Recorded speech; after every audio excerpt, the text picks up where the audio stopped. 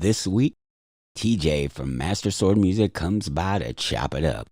We talk about learning through collaboration, some of his musical inspirations, and the future of video games and video game music. Hang out for a little while and find out more of what Damon does. DJ Prime, play the music.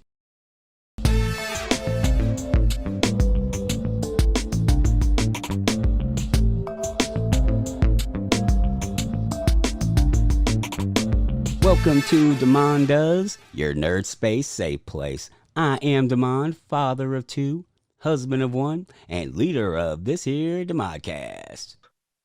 My next guest began making music at 5 years old and is now the leader of Master Sword Music, a collective of creatives with a shared love of video games. Coming in live from Texas, ladies, gentlemen, or wherever you fit on the non-binary spectrum, give it up for the half Nigerian prince, TeeJay! Hey, I like that. Half Nigerian prince. That was nice. Okay. Hey, everybody, what's up? Thank you for taking time out to talk to a perfect stranger. How you doing today? I'm doing pretty good, man. Thanks for having me. I truly appreciate the opportunity to be here. Fantastic, man. I always love talking to new people. I love talking to creatives. This is amazing. This is amazing. I love it. Before we get into the 6 questions, where would you like to be found on the internet? Well, you can mostly find me on YouTube under Master Sword Music. That's where you will find all the videos and content that I put up. You can also find any of the music you find there on pretty much any streaming platform, Spotify, Tidal, anywhere music is streamed. You can look me up, TeeJay the Gamer, and you can find me there and you can listen to my music at your leisure. Would you like to tell us about some projects you got coming up? All right, right now I have my current project, which is titled The Legend of TeeJay, The Return of the Hero, which is now available on all music streaming platforms. You can go check that out right now. I have several videos from that album up on my channel on YouTube. So if you want to see some music videos, I do something very unique that most artists don't do, where I drop a music video for every single song on the album. So you're going to get videos that are already out and some that will continue to come out in the following weeks. So definitely look for that. Definitely want to give a promo to the rest of the Master Sword Music family.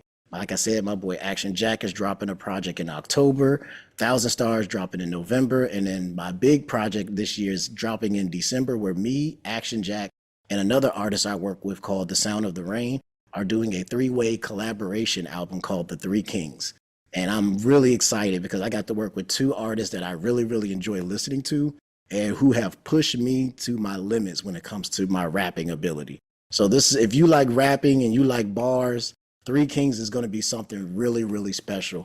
And this is the first time I've ever done a collaborative project with other artists, with like several other artists all together for an entire album. So definitely look forward to Three Kings in December. I've been sitting on this music for a couple months now, and I'm just like, I can't wait to put it out. I got to hold myself together to not put it out early. TeeJay, are you ready to answer Ready. the 6 questions? Let's do it. Let's do it. Let's do it. Question number 1. When did you know you wanted to get into creating music? I know we talked about, and I mentioned in the intro that you started at 5, but what's the story behind that? The main thing is that I come from a musical family.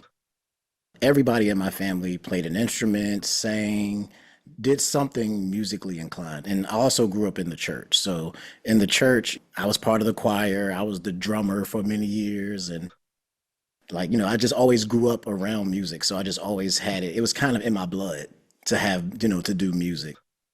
As I grew older, I actually grew more fond of music on a bigger level.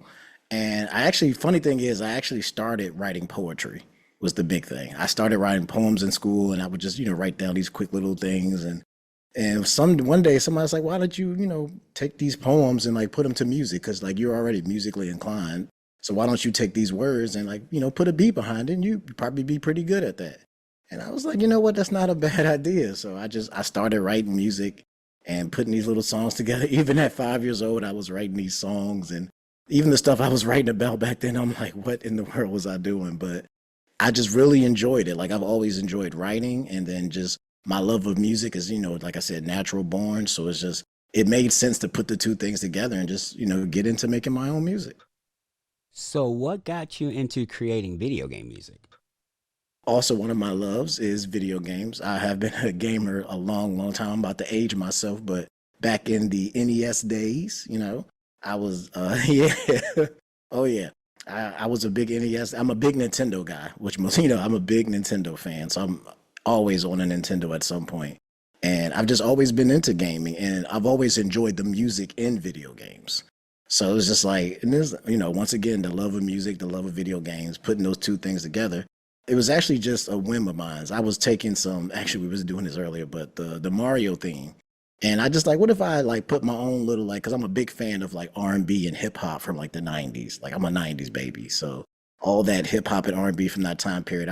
What if I took the video game music that I love and like interpreted it in something like that? And when I did it, it was really fun and I really enjoyed it. But it's like, I wanted to share that with other people.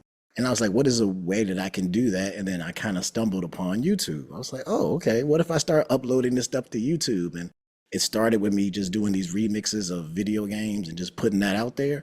And then eventually I got to the point where I wanted to like put words on some of that stuff. And then I ran into my first issue with YouTube is that, if you're using other people's content, like other, music from video games, sometimes that stuff can get striked.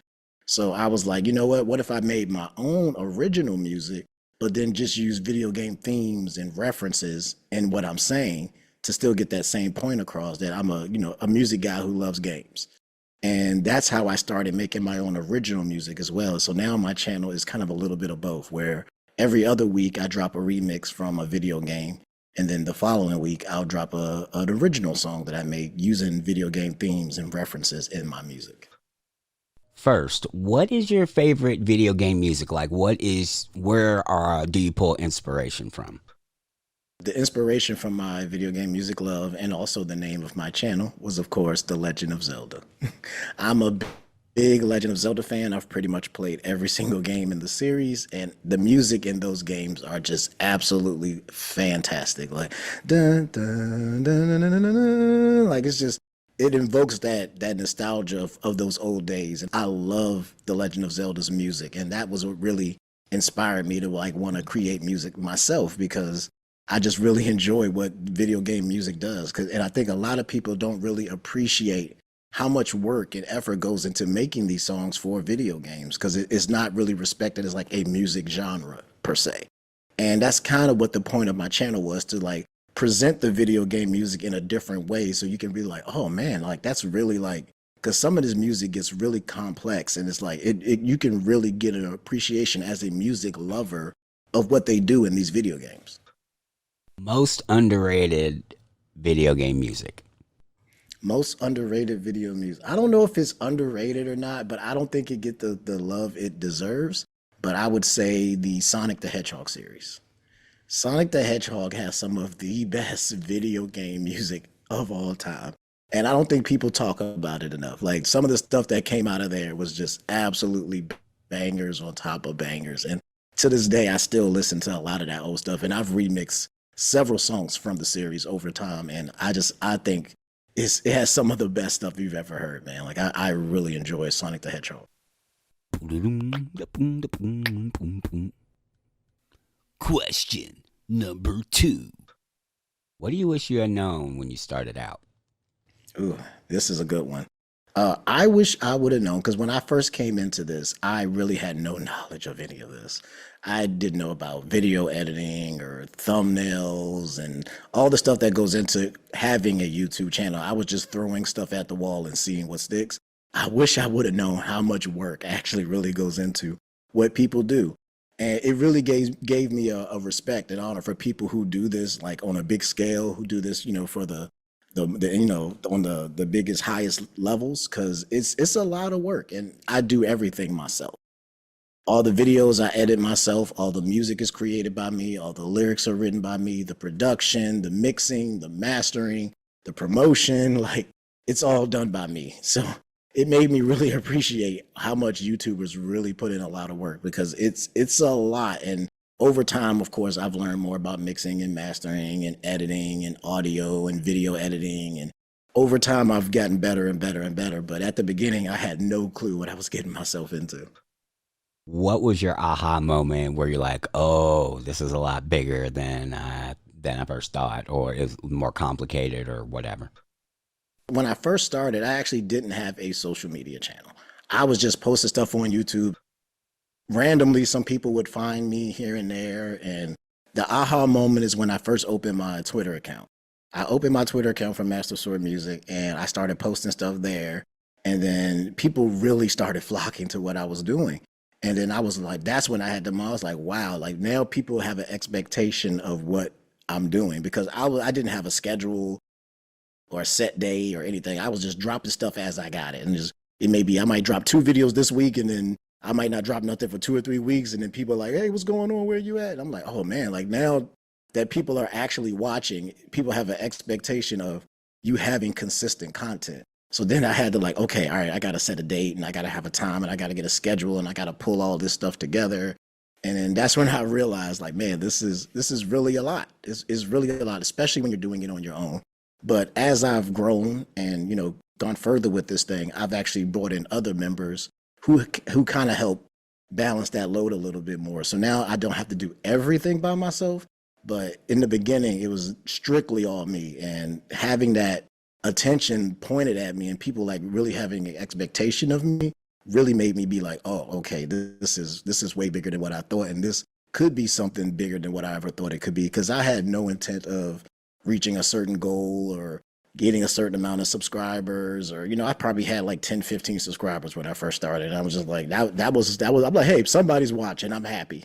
But then over time it's grown and grown and grown and I've built a nice little community that I'm very proud of to this day. That's really cool, man. You got fans. That's, take that in. That's awesome. It was another aha moment for me is when I first started posting my stuff to streaming platforms because that's actually where my music performs the best is on Spotify and Apple Music and stuff like that. And when I get the numbers back every month, it always still to this day it still shocks me how many people are consistently listening to my music every month. And it's just that was really like, wow, this is way bigger than anything I ever intended this to be. Question number 3. What's your go-to order at your favorite hometown restaurant? My favorite has actually changed now because like you said earlier, I'm originally from Virginia, but I'm living in Texas now. And when I moved to Texas, I was introduced to a place called Potbelly. It's like a deli sandwich shop place, but they make the most amazing sandwiches, the most amazing soups, and it's always consistently good. And I always get the Italian sub with the chicken pot pie soup and a peach iced tea. That's like my go-to every single time that I go there because I know I'll never be disappointed. And I'm a big sweet tea guy, from the South, from Virginia, from the South. So I gotta love my sweet tea. And they do an amazing job there. I look forward to going there whenever I get a chance. How did you discover this delicacy? Actually, I was taken there by a coworker, actually, when I started a new job in the area. One of my coworkers was like, hey, you want to go over to Potbelly and get something to eat? I'm like, what's Potbelly? I've never, like, we don't have those in Virginia. I don't know. I don't know what you're talking about. He said, what? Oh, we going right now. And he was so excited to take me because like, you got to experience this. And then I went there and they do everything in front of you. They make everything fresh. They bake their own bread. Like everything is made there in the shop. And you can see the whole process from beginning to end. And it's just, I was really blown away. And then when I tasted it, I was like, oh, okay, I get it. This is why you were so excited. Because like, man, the one thing about Texas that I've really learned is that they are serious about their food. Okay. Texans love to eat, and there is so much food around here that I've eaten stuff that I've never even heard of before. And Texas don't play when it comes to eating. Is there anything Texas specific that you've had since you moved there that you were like you said, you've tried things that you've never tried before? What is something that you're like, I cannot believe I'm eating this and it's amazing or it's really bad or anything? Even though I probably shouldn't be eating this, and I haven't eaten it in a while, but the one thing that Texas is, anytime I've told anybody that I was moving to Texas or that I was living in Texas, the first thing that they would bring up is Whataburger. And they was like, you gotta go to Whataburger, you gotta experience this, you gotta try it out. So I was like, okay, whatever. It's just to me, I'm like, it's just another fast food joint. Like I'm not really crazy. I'm like, whatever. All right, I'll try it just to say I did it because I'm in Texas. And I went to Whataburger and whoa, that was an experience, man. Like it is probably some of the best fast food I've had. Like I'm used to stuff like McDonald's and Wendy's and all that kind of stuff, but Whataburger is something different. It really is. Even though the food is absolutely terrible for you, like it's bad. I mean, they double burger, double cheese. They throw everything on the burger you could possibly onion rings, barbecue sauce, whatever. It is absolutely delicious though, and it was definitely one of the big staples of Texas. Another one, actually, another thing Texas is also known for is barbecue. Their brisket is some of the best I think I've ever had, and I would put Texas barbecue up against anybody at this point because I've had some of the best barbecue in my life here in Texas.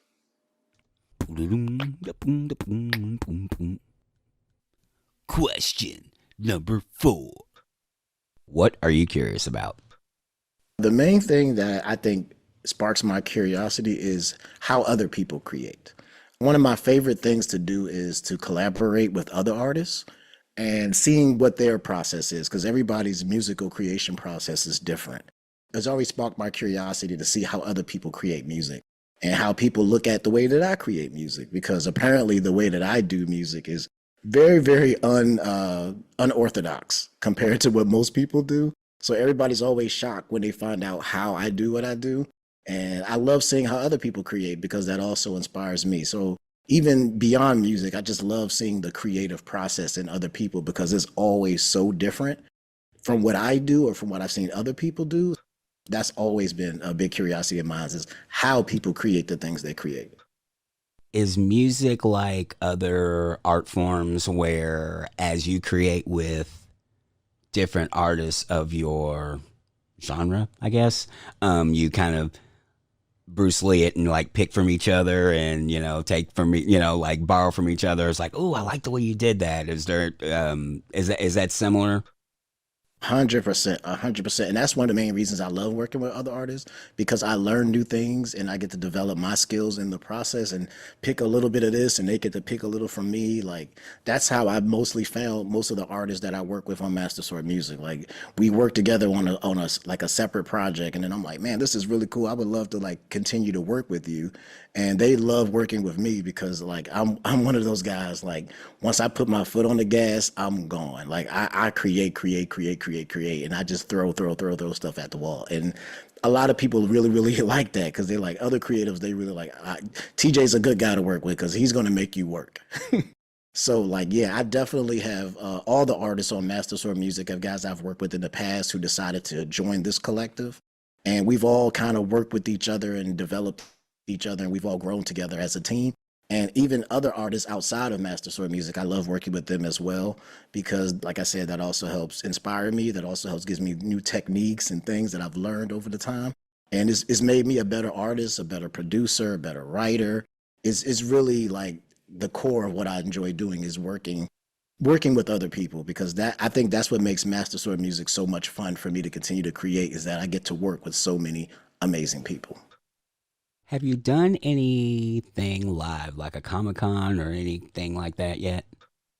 Yeah, I have done some live event stuff here at in Texas ever since I've been to Texas because my wife, who is also a creator, Zap Crystal, she has a video game channel where she does reviews, and now she's doing a podcast that I get to be a part of. So that's been a great experience. The Reset and Zap podcast, you should definitely check that out. I've gotten to go to a lot of the big cons. She's been invited to a lot of these big cons, and then I get to go with her. And I've done a couple of things here. I've also done some speaking engagements. Done a speaking engagement at a college in the area where they brought me in to talk about how you can turn your love of video games into a business. So I got to go talk to some students at a local college and talk to them about my experience with taking my love of video games and music and turning it into what I have here today at Masters or Music. So I've had some really cool experiences sharing what I've done with other people. That's really cool. That's really Yeah. cool. Thank you, man. Thank you. It was really fun. Like I actually even put a video up on my channel of me doing that speaking engagement, and it was a really cool experience. It was something I never thought that I would do when I started this. I never thought anybody would want to hear anything that I had to say, but it was really interesting to see how much people got into what I do and how I did it. And it's really cool to see how many people like really reach out and like, hey, I see you do this. You want to be a part of this, or you want to come to our con and do this, or you want to come to our college and speak on this. And it's been really cool. All the stuff that I've gotten to do being a part of, what I do now. Question number 5. What should I ask you that I didn't know enough to ask? What should you ask me that you didn't know enough to ask? About the other artists at Master Sword Music. This is my chance to give them a quick shout out because I want to show them love. Of course, everybody knows that I'm the main face and the main artist of Master Sword Music, but over time, I have gained some other artists who work with me who actually will be releasing their own projects soon. So I'm really excited to do that. But I want to take this time to give a shout out to my boy Action Jack, who is the newest artist I've just signed recently. He's an amazing rapper, has some of the best bars I've ever heard. And we've worked on songs before he joined Master Sword Music together. I've actually been featured on some projects of his, but recently he decided to join our group and he is dropping a project in October. So I'm really looking forward to that.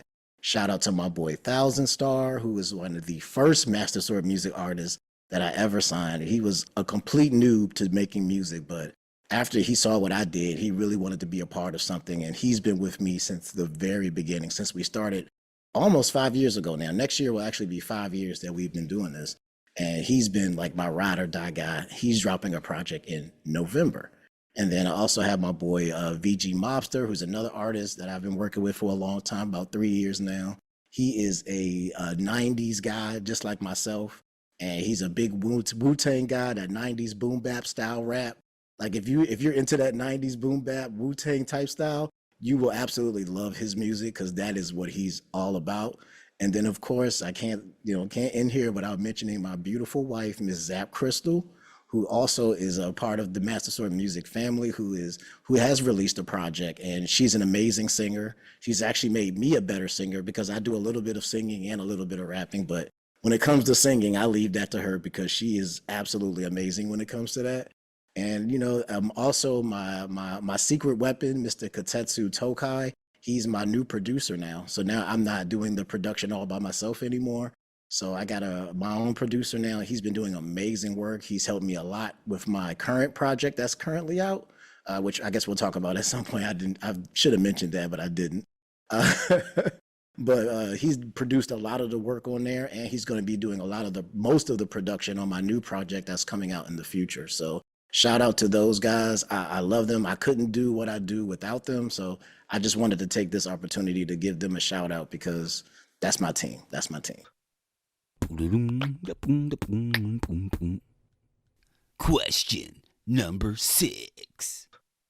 If you could create a new holiday, what would it commemorate? Video Game Music Appreciation Day.